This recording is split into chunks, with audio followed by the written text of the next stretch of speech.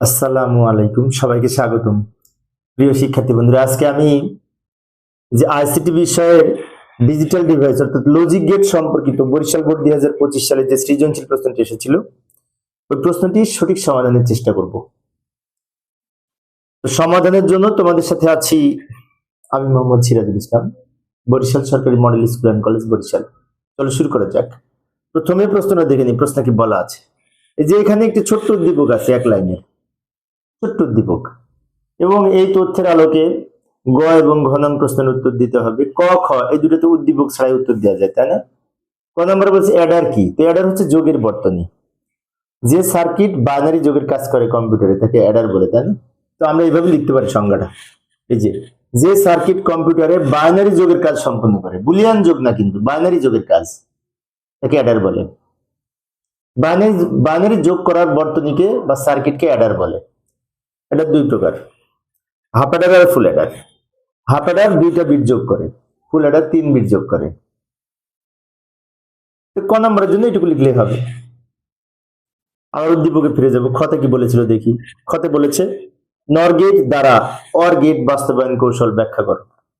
মানে নর গেট দ্বারা অর গেট বাস্তবায়ন করতে হবে। অনেক সহজ প্রশ্ন কিন্তু। আমরা জানি নর গেট একটি সার্বজনীন লজিক গেট, এবং সার্বজনীন লজিক গেট কারণ নর গেট দ্বারা যে কোনো লজিক গেট বাস্তবায়ন করা যাবে। নর এবং ন্যান্ড এই দুটো হচ্ছে সার্বজনীন লজিক গেট। তো এখানে নর গেট দ্বারা অর গেট বাস্তবায়ন করা যায়, সেই ক্ষেত্রে আমাদের 2টা নর গেট দরকার হয়। 2টা নর গেট, যেমন আমরা প্রশ্ন এইভাবে লিখতে পারি, নর গেট একটি সার্বজনীন লজিক গেট যা দ্বারা যে কোনো লজিক গেট বাস্তবায়ন করা যায়, নিম্নে অর গেট বাস্তবায়ন দেখানো হলো। এরপরে লিখবো নিয়ম। নিয়মটা কি? নিয়ম হচ্ছে 2টি নর গেটের প্রথমটির আউটপুট দ্বিতীয়টির ইনপুট হলে, প্রথমটির যে আউটপুট সেটা যদি দ্বিতীয়টির ইনপুট হয়, তাহলে এই ফাইনালি ফলাফল অরের কাজ করবে। অর্থাৎ নর গেট দ্বারা অর গেট বাস্তবায়ন করার ক্ষেত্রে 2টা নর গেট দরকার হয়। যেমন এই যে এ এবং বি ইনপুট বিশিষ্ট এখানে একটি নর গেট অঙ্কন করলাম। এটা হচ্ছে নর গেটের প্রতীক, অরের সাথে নট যুক্ত, এবং এটা হচ্ছে এ প্লাস বি এর উপরে নট, তাই না? তো বলছে এরকম আরো একটি নর গেট লাগবে আমাদের, এবং সেই নর গেটটা হবে এইটাকে ব্যবহার করে। সেই জন্য বলা হচ্ছে 2টি নর গেট এর ক্ষেত্রে প্রথমটির আউটপুট দ্বিতীয়টির ইনপুট হবে। প্রথমটির যে আউটপুট বের হলো এইটা ব্যবহার করে এই দ্বিতীয়টির এটাকে, এই যে এটা এ বি নট, এটাও এ বি নট, অর্থাৎ এই লাইনটা আমি ডাবল করে নিয়ে এখানে আবার আমি একটা নট গেট অঙ্কন করলাম। এই যে ফাইনালি যে আউটপুটটা হবে সেটি অর এর কাজ করবে। কিভাবে করবে আমি এখানে অঙ্ক করে দেখাই দিচ্ছি। আচ্ছা, এটা তো এ প্লাস বি, তার উপরে নট হয়েছে, তাহলে এটা কোনটা কোনটা যোগ হয়েছে? এটা আর এটা যোগ হয়েছে। এই লাইনটাতে দিক দিয়ে ঘুরে গেছে, তার মানে এটা যদি এ প্লাস বি নট হয়, এটাও এ প্লাস বি নট হবে, তাই না? এবং এই দুটো মিলে যোগ হয়েছে। যোগ মানে কি? এটা যোগ এটা, তারপরে আর একটা নট। এই যে লক্ষ্য করি, এটা প্লাস এটা, তারপরে নট।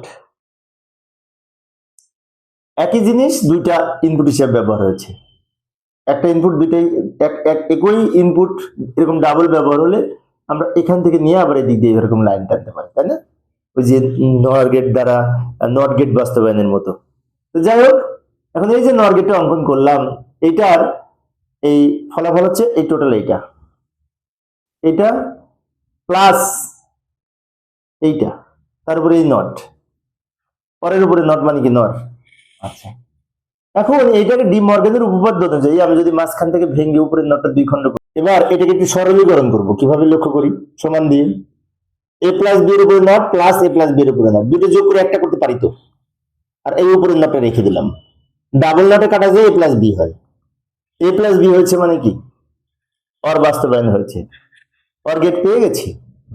এখন এটা দিয়ে আমরা লজিক সার্কিট অঙ্কন করবো। লক্ষ্য করি, এ আর বি মিলে আমরা একটা অর গেট অঙ্কন করবো।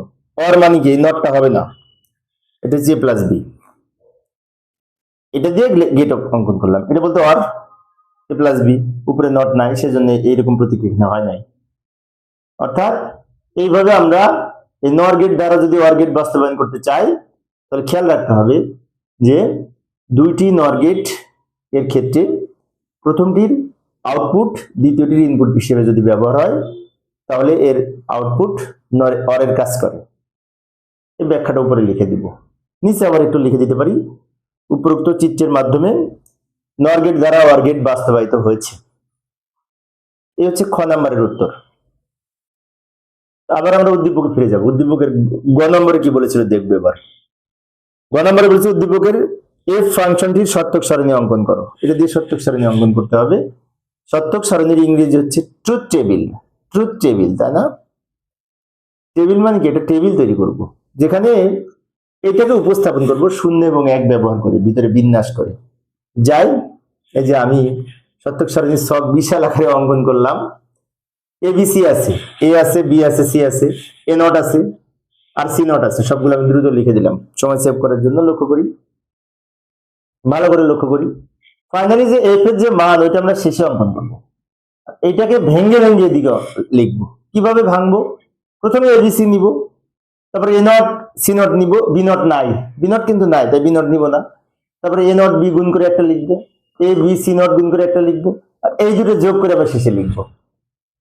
এইভাবে আমরা পাশাপাশি কলাম অঙ্কন করব ওই অঙ্ক অনুযায়ী।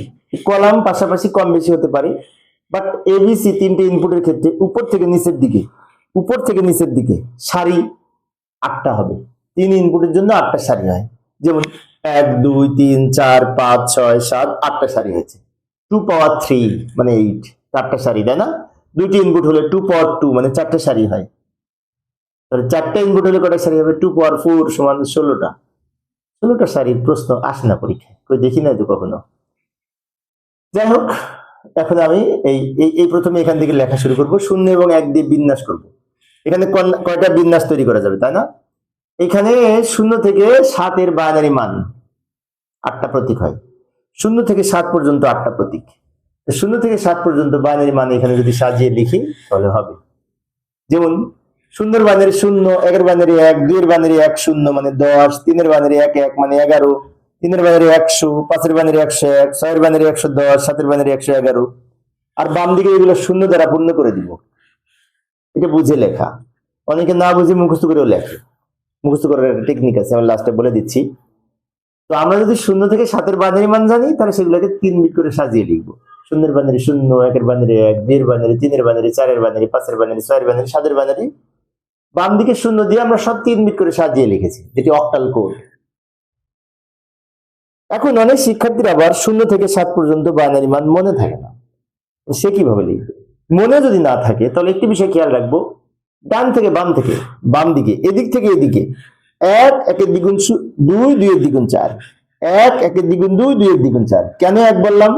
প্রথমে একটা 0 একটা 1, একটা 0 একটা 1, একটা 0 একটা 1, একটা 0 একটা 1, একটা। তারপরে 1 এর দ্বিগুণ 2, 2টা 0 2টা 1, 2টা 0 2টা 1। তারপর 2 এর দ্বিগুণ 4, 4টা 0 4টা 1, এইভাবে লিখবো। তাহলে এই দিক থেকে যদি বলি 4টা 0 4টা 1, 4 এর অর্ধেক 2টা 0 2টা 1, 2 এর অর্ধেক একটা 0 একটা 1, 4 2 1। এইভাবেও আমরা মুখস্থ করতে পারি মনে রাখার জন্য। কারণ এইখানে 0 পরিবর্তে 1, 0 পরিবর্তে 1, 0 পরিবর্তে 1, 0 পরিবর্তে 1, 1 এর পরিবর্তে 0, 1 এর পরিবর্তে 0, 1 এর পরিবর্তে 0, 1 এর পরিবর্তে 0, জাস্ট উল্টিয়ে দিলাম। এবার সি নট মানে কি? সি এর উল্টা হবে। 0 এর পরিবর্তে 1, 1 এর পরিবর্তে 0, 0 এর পরিবর্তে 1, 1 এর পরিবর্তে 0, 0 এর পরিবর্তে 1, 1 এর পরিবর্তে 0, 0 এর পরিবর্তে 1, 1 এর পরিবর্তে 0। এবার এ নট বি, এ নটের সাথে বি গুণ করব। এ নট কোনটা? এই লাইনটা, আর বি হচ্ছে এই লাইনটা। তো এই লাইনের এই লাইনে আমরা গুণ করব। তো গুণ করার সময় যাতে উল্টা পাল্টা না হয় সেজন্য আমরা একটা কাজ করতে পারি, পেন্সিল দিয়ে এই দুটোর উপরে টিক চিহ্ন দিয়ে রাখতে পারি। তারপরে এই দুটো গুণ হয়ে গেলে পেন্সিলের দাগ মুছে দিব। এমনি আমরা এগুলোতে কলম দিয়ে লিখবো, কিন্তু আমরা এই দুটো যখন গুণ করবো তখন চিহ্নিত করে রাখবো, এইটা আর এইটা টিক চিহ্ন দিয়ে রাখবো, যাতে গুণ সম্পূর্ণ হলে আমরা ওগুলো মুছে দিব। তো লক্ষ্য করি, বি এর সাথে এ নট গুণ করবো। 0 আর 1 গুণ করে 0, 0 আর 1 গুণ করে 0, 1 আর 1 গুণ করে 1, 1 আর 1 গুণ করে 1, 0 0 গুণ করে 0, 0 0 গুণ করে 0, 1 0 গুণ করে 0, 1 0 গুণ করে 0। এবার এ বি সি নট, তার মানে কি? এইটা হচ্ছে এ, এইটা হচ্ছে বি, এইটা হচ্ছে সি নট। তাহলে এবার কি করবো? আগে পেন্সিলের দাগ মুছে দিয়ে এবার এই তিনটাতে টিক মেরে দিব, তারপর গুণ করব। তাহলে ভুল কম হবে, নাহলে উল্টা পাল্টা হতে পারে। 0 0 1 গুণ করে 0, 0 0 1 0 গুণ করে 0, 0 0 0 1 1 গুণ করে 0, শূন্য থাকলে গুণ করে শূন্য, 1 0 1 গুণ করে শূন্য, 1 1 0 1 0 0 গুণ করে শূন্য, 1 কি হবে না নাকি? 1 1 1, এই যে এখানে 1 হয়েছে, আবার এখানে 1 1 0 গুণ করে শূন্য, এখানে কিন্তু 1 হলো। কিভাবে 1 হলো? a এর মানে 1, b এর মানে 1, c এর মান c নট এর মানে 1, তাহলে এই তিনটা গুণ করে শূন্য হয় 1 হয়েছে। আর বাদ বাকি সব একটা না একটা শূন্য আছে। গুণের সময় শূন্য থাকলে গুণ করে শূন্য হয়, এটা তো আমরা জানি। এবার কি করব? জাস্ট এই দুটো যোগ করে এখানে লিখবো। এইটা হচ্ছে এইটা, এইটা হচ্ছে এটা, তার মাঝখানে যোগ আছে, মানে এই দুটো যোগ করে এখানে লিখবো। যোগ সহজ, 0 0 যোগ করে 0, 0 0 যোগ করে 0, 1 0 যোগ করে 1, 1 0 যোগ করে 1, 0 0 যোগ করে 0, 0 0 যোগ করে 0, 0 1 যোগ করে 1, 0 0 যোগ করে 0। যোগের সময় একটা 1 থাকলেই 1 হবে, দুইটা 1 থাকলেও 1 হবে, তিনটা 1 থাকলেও 1 হবে যোগের সময়, বুলিয়ান যোগের ক্ষেত্রে বিশেষ করে, তাই না? এগুলো তোমরা জানো। এই হচ্ছে গ নম্বরের সত্যক সারণী। সত্যক সারণীর মাধ্যমে আমরা এই লজিক ফাংশনটা প্রমাণ করে দেখাইলাম, মানে উপস্থাপন করে দেখাইলাম। তো আবার আমরা এই উদ্দীপকে ফিরে যাব। উদ্দীপকের এবার ঘ করার জন্য ঘ নম্বরে কি বলেছে? উদ্দীপকে এফ ফাংশনটিকে শুধুমাত্র ন্যান্ড গেট দ্বারা বাস্তবায়ন করো এবং কেন বাস্তবায়ন করা সম্ভব তার কারণ বিশ্লেষণ করো। কেন বাস্তবায়ন করা সম্ভব? কারণ ন্যান্ড গেট হচ্ছে একটি সার্বজনীন লজিক গেট, ন্যান্ড গেট দ্বারা মৌলিক গেট সহ সকল গেট বাস্তবায়ন করা যায়, এটাই হচ্ছে কারণ। তাহলে আমরা কারণটা আগেও লিখতে পারি, পরেও লিখতে পারি, সমস্যা নেই। লক্ষ্য করি, এই যে আমরা আগে লিখে নিলাম ন্যান্ড গেট একটি সার্বজনীন লজিক গেট যা দ্বারা যে কোনো ধরনের লজিক গেট বাস্তবায়ন করা যায়। তাই এই এখানে বাস্তবায়ন করা হলো। সমীকরণটি বাস্তবায়ন করার জন্য সমীকরণটি আমরা লিখলাম, ওই সমীকরণটি প্রশ্ন যেটি দেওয়া ছিল। এখন এটাকে যদি ন্যান্ড দ্বারা বাস্তবায়ন করতে হয়, ন্যান্ড মানে কি? এন্ড এর উপরে নট থাকবে, গুণের উপরে নট থাকবে, যে সেটা ন্যান্ড হবে। তাহলে এখানে কিন্তু প্লাস আছে, প্লাসটাকে ইনটুতে পরিণত করতে হবে, গুণে পরিণত করতে হবে, তার উপরে আবার নট থাকবে। তার জন্য এর উপরে আমাদের নট দিতে হবে এক্সট্রা। এখন নট যদি দিতে হয়, একটা দেওয়া যাবে না, দিলে ডাবল দিতে হবে, একটা নট দেওয়া যাবে না। অঙ্ক করার সুবিধার্থে, লজিক ফাংশন সরলীকরণ করার সুবিধার্থে আমরা যদি নট প্রয়োজন হয় একাধিক দিতে পারবো, ডাবল দিতে হবে, একটা দেওয়া যাবে না। এটা এখানে লিখে নিলাম, হুবহু লিখে নিলাম, উপরে ডাবল নট দিলাম, কারণ এ ডাবল নট সমান এ, সেই নিয়ম অনুযায়ী এ ডাবল নট দিলাম। ডাবল নট যে কোনো জায়গায় দেওয়া যাবে। কেন ডাবল নট দিলাম এই পরের লাইনে দেখাচ্ছি। এখন এইটুকু এখানে লিখবো, প্লাসটাকে ইনটু করে, এই যে এ ডাবল নট সমান এ পাশে লিখে রাখতে পারি, যেমন এইটা এখানে লিখলাম, আর এইটা এখানে লিখলাম। প্লাসটা ইনটু হওয়ার কারণে ডি মর্গানের নিয়ম অনুযায়ী এই প্লাসটা ইনটু হওয়ার কারণে এই নিচের নটটা ভেঙে দুই খণ্ড হলো, আর উপরের নটটা থেকে গেল। আবারও বলছি, এই প্লাসটা ইনটু হওয়ার কারণে নিচের নটটা ভেঙে দুই খণ্ড হলো, আর উপরের নটটা থেকে গেল। এখন আর আমরা সামনে যাব না। কেন যাব না? উপরের নটটা যদি ভাঙ্গি তো আবার যা তাই পাবো, সেজন্য আমরা সামনে যাব না। এখন এই অবস্থায় যদি আমি লজিক সার্কিট অঙ্কন করি, তাহলে সবগুলি সম্ভবত ন্যান্ড গেট হবে। কিভাবে হবে লক্ষ্য করি, এই যে এটা গুণ করে তার উপরে নট, দ্যাট ইজ ন্যান্ড।